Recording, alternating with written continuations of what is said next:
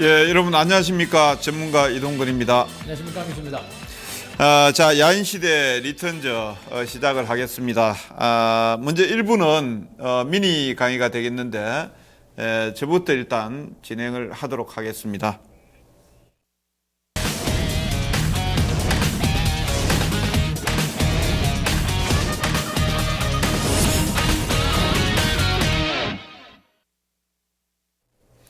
자, 1부는 이제 미니 강의가 되겠습니다. 먼저 오늘 그 강의 내용에 대해서 먼저 말씀을 한번 드리겠는데요. 자, 먼저 처음에는 이제 시장에 대한 설명을 한번 드리고요. 그 다음에 이제 업종에 대한 설명을 한번 드리도록 그렇게 하겠습니다. 자, 뭐 1월 달 우리 시장, 거래소 시장하고 코스피 시장, 뭐 한쪽은 뭐 보합 수준, 그 다음에 코스피 시장은 약 마이너스 2%대 정도로 여전히 뭐 지수는 하락하면서 마감이 됐습니다. 이제 새롭게 시작하는 2월 달에서는 이제 시장이 상당히 이제 안정이 됐으면 하는 개인적인 바람입니다. 먼저 2월 시장 초, 그러니까 다음 주가 되겠습니다. 다음 주 초 시장에 대한 전망을 말씀을 먼저 드리도록 하겠습니다. 일단 이제 글로벌 시장은 어느 정도 조금씩 안정세를 찾아가고 있는 듯한 이런 모습을 보여주고 있습니다. 뭐 여기에서 보시면 상해 종합 지수가 지금 뭐 여기 3,000포인트 안팎까지는 등락이다 이렇게 했는데 상당히 이제 걱정을 했던 2,700포인트가 되겠죠. 여기 그림을 한번 보면은요. 중국이 오늘 2,700포인트를 일단 회복을 했죠. 여기 주봉이 되겠습니다만, 주봉에서 보시면은 추세대 라인에서 정확하게 지지점이 어느 정도 형성이 되고 있습니다. 다만 이제 이 주봉에서 보이다시피 아직까지 하락에서 완전히 중국 시장은 벗어난 건 아니다 이렇게 볼 수 있고요. 약 3,000포인트 안착을 할 때까지는 뭐 중국 시장도 일단은 뭐 등락 국면이다. 다만 이제 급한 불은 좀 껐다라는 이런 생각을 하고 있고요. 그 다음에 이제 국제유가가 이란에 대한 어떤 정산에 대한 내용들 때문에 주가 상당히 이제 급락세를 보이기도 했었습니다만, 최근 이제 사우디하고 러시아하고 감산에 대한 어느 정도 이제 뭐 합의를 한다라든지 뭐 이런 내용들이 시장에 나오면서 32불선까지 단기적으로 이제 급등하는 이런 양상을 보여주고 있습니다. 따라서 이제 중국 시장이 조금만 이제 안정이 되면서 3,000포인트로 간다라는 어떤 확신만 좀 해준다라면은 유가 안정세와 더불어서 시장은 좀 안정되지 않을까 이렇게 보고 있는데, 뭐 현재까지는 일단은 뭐 완전한 안정권이다라고 보기는 어렵고 일단 이제 고비는 좀 넘기고 있다 이렇게 이제 보시면 될 것 같고요. 그 다음에 이제 미국 시장이 아직까지 이제 갈지자 행보를 보이고 있습니다. 어떤 때는 이제 유가가 올라와서 올라왔다. 내지는 또 기업의 실적이 안 좋아서 애플이라든지 또 보잉이라든지 이런 쪽이 이제 급락이 나오면서 주가가 그저께 같은 경우는 급락이 나왔고, 어저께 같은 경우는 유가 올라왔고 또 페이스북에 대한 실적 이런 내용들이 나오면서 또 올라갔고, 시원하게 어떤 추세를 뽑아내지 못하고 있습니다만, 역시 이제 아직까지 이제 미국 시장도 조금 더 봐야 되는 부분도 있습니다. 여기 보시면 이제 주봉에서 보시면 직전 저점대 라인에서 저점을 잡아가는 이런 양상으로 이렇게 볼 수 있겠죠. 그래서 16,000포인트 라인에서 이제 저점을 지지해주면은 16,500포인트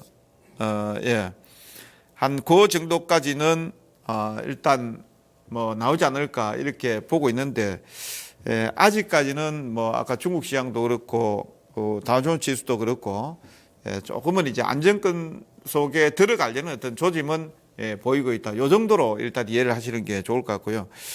그 다음에 이제 오늘 지금 장중에 이제 미국의 선물 시장이 이렇게 올랐던 요인이 일본의 양적 완화에 대한 내용들이 있는데, 이 부분이 이제 다음 주에 우리 시장이 어떻게 나올지 이 부분 좀 면밀히 저도 좀 관찰해야 되는 부분이다 이렇게 보고 있는데요.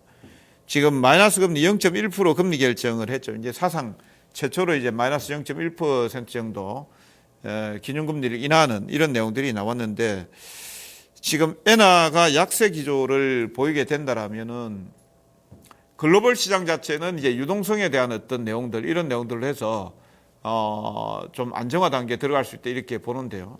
상대적으로 이제 우리 시장 같은 경우에는 어떤 영향을 줄지 이 부분은 좀 지켜봐야 되는 부분이다. 그래서 이제 앞에 내용을 좀 더 정리해서 본다라면은 상해 증시하고 다우존스 지수 같은 경우에는 어느 정도 이제 저점권에는 들어와 있는 것은 확실한 것 같다. 그렇지만 아직까지 이제 추세가 완전히 나왔다라고 보기는 좀 어렵다. 이렇게 이제 보는 게 좋을 것 같고, 일본 시장 같은 경우는 오늘 이제 급반등이 등락이 나오면서 나왔습니다만, 엔 약세가 국내 쪽에서 어떻게 영향을 줄지 이 부분은 우리가 이제 다음 주 초에 좀 살펴봐야 되는 부분이 있습니다. 자, 이런 관점에서 이제 국내 시장을 한번 전망을 한번 해본다라면, 일단 시장의 분위기는 그럴 겁니다. 다우가 올라갔다.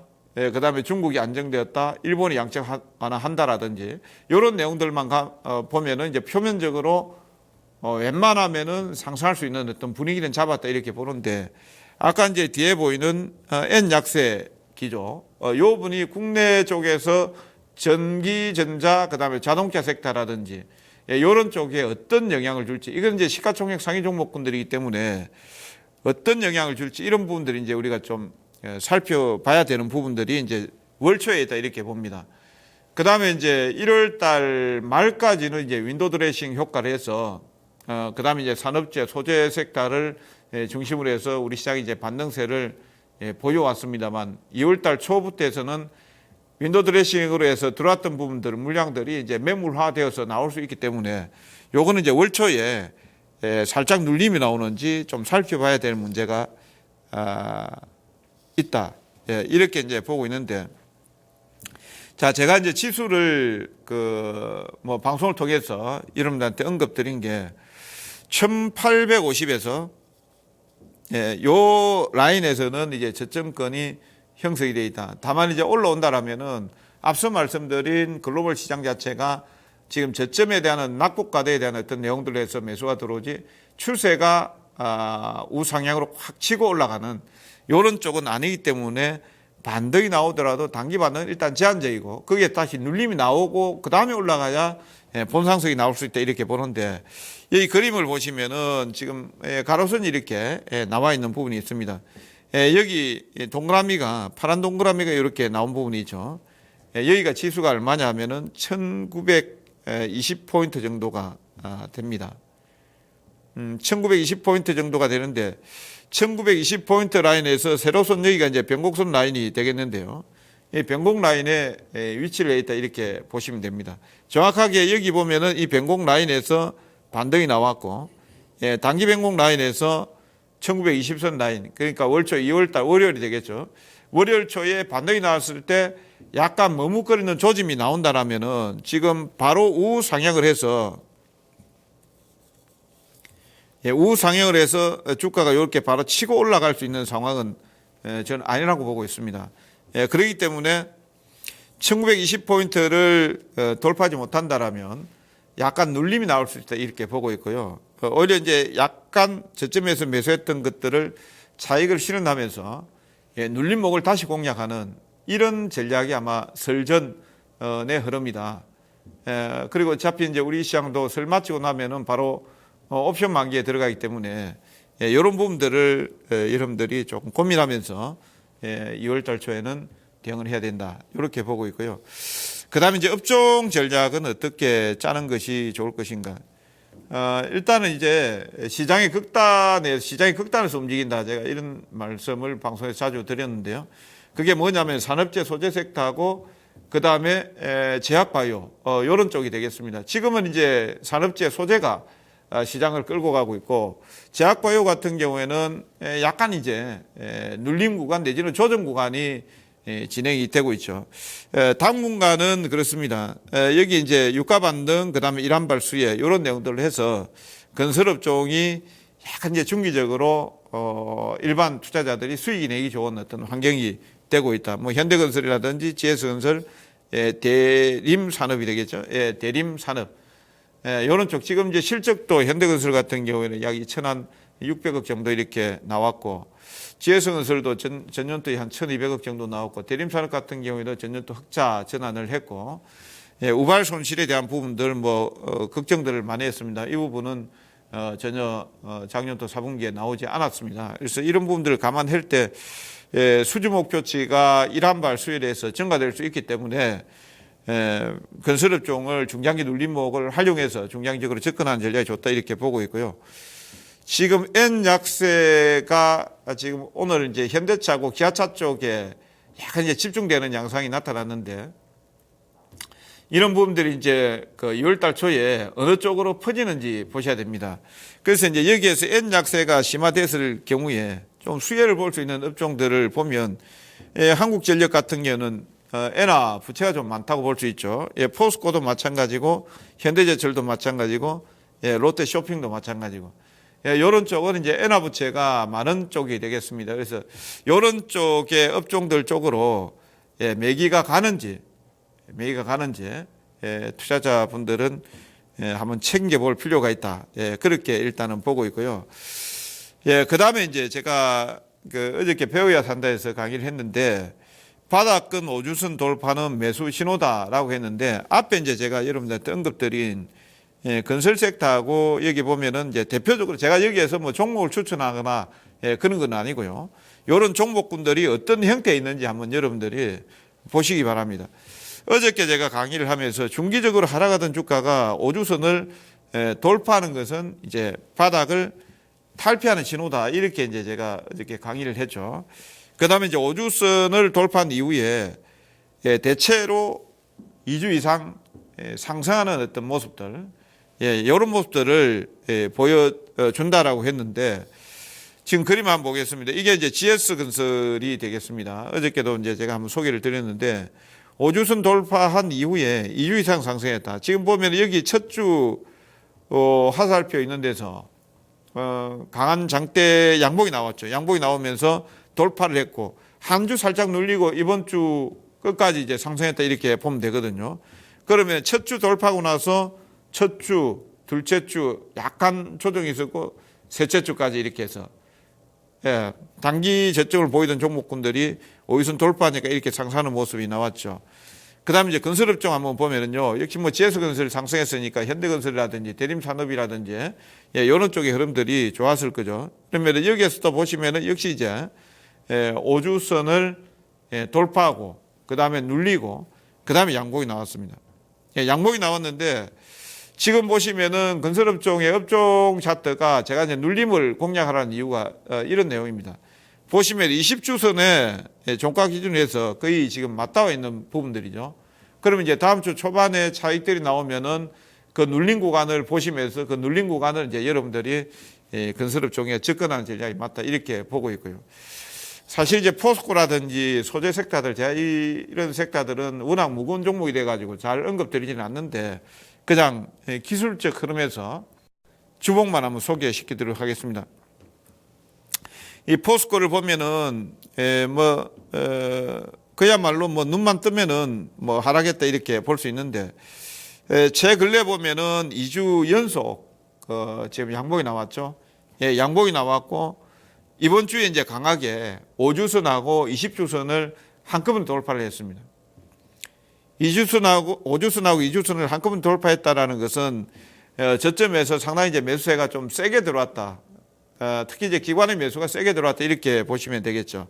그러면 자연스럽게 아까도 이제 제가 말씀드렸다시피 5주선을 돌파하고 나서는 적어도 한 2, 3주 정도 상승 시도를 지속하더라는 겁니다. 그러면 이제 이런 관점, 뭐 꼭 제가 포스코를 지금 예를 들어서 설명드립니다만 포스코뿐만 아니고 아까 제가 말씀드린 이런 섹터들이 다음 주에 엔화 약세와 더불어서 어떤 행보를 보이는지 여기가 되겠죠. 한국전력, 그 다음에 포스코, 현대제철, 그 다음에 이제 롯데쇼핑, 이런 쪽의 흐름들을 같이 견주어서 한번 보시기 바랍니다. 자, 미니 강의 제 순서는 여기까지 하도록 하겠고요. 그 다음에 우리 한규수 전문가가 이어서 강의를 하도록 하겠습니다.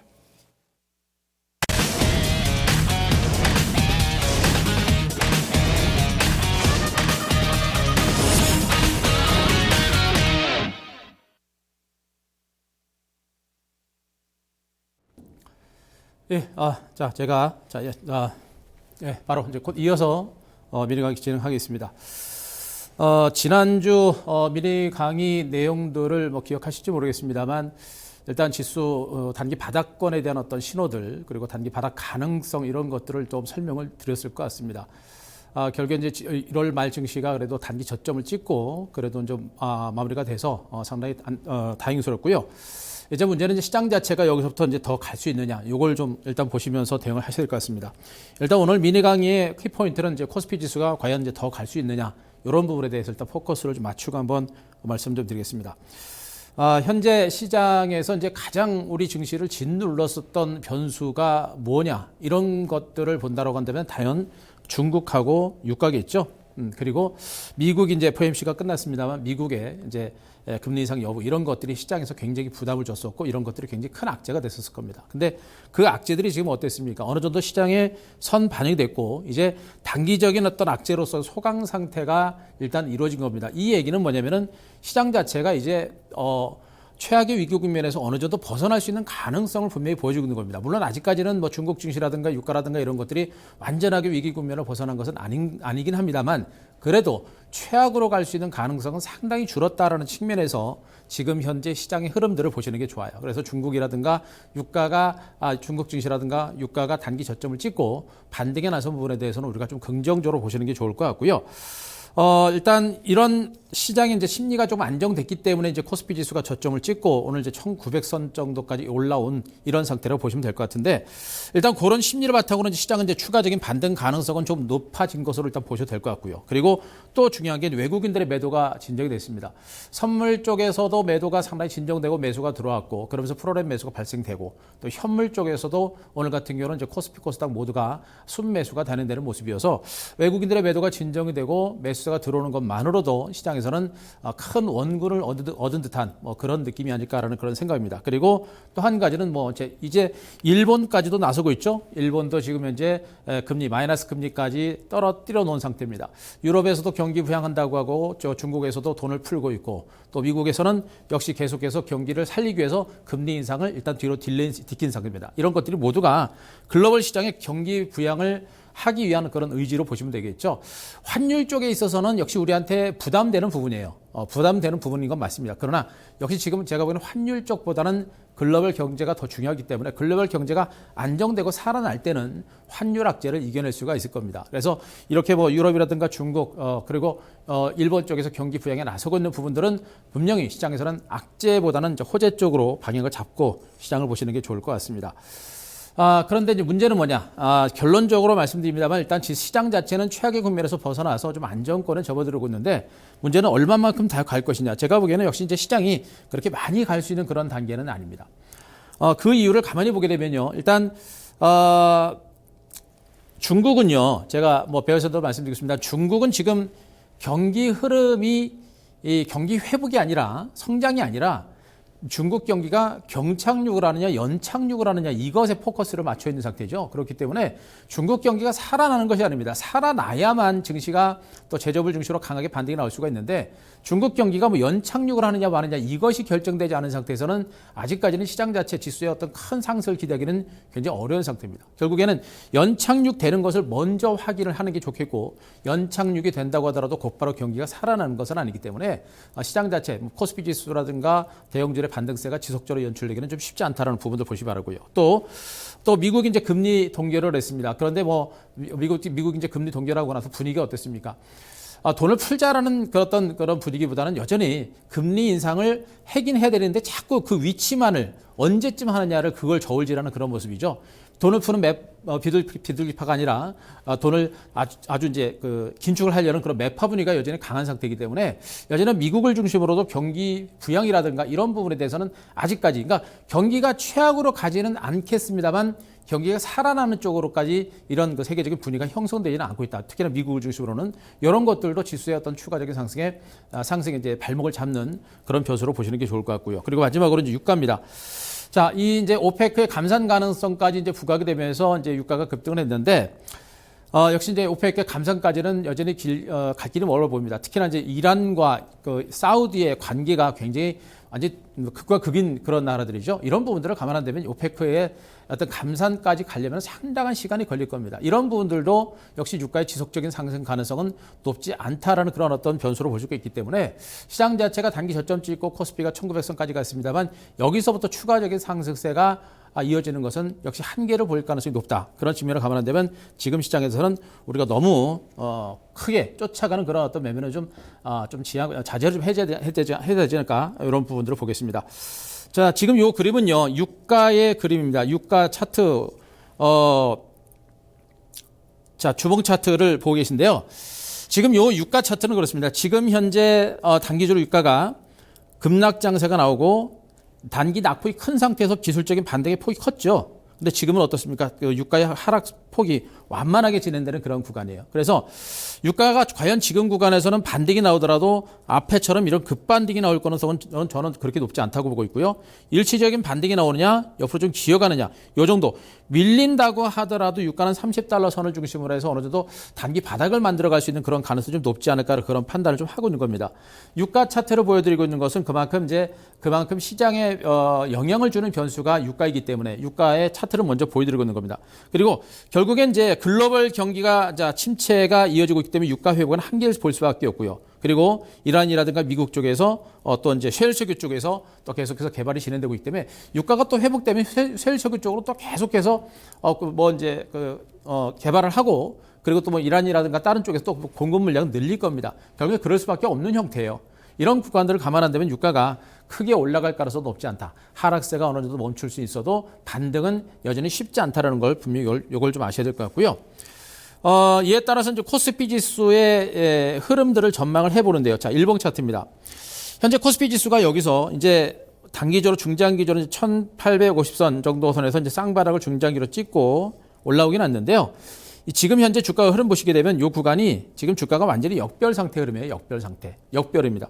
그러니까 재반이평선들을 모두 뚫고 올라갈 정도의 주가가 강하게 좀 치고 가려면은 이 재반이평선을 모두 뚫어야 되는데 지금 현재 이 재반이평선을 뚫을 만한 모멘텀 자체가 많지 않다.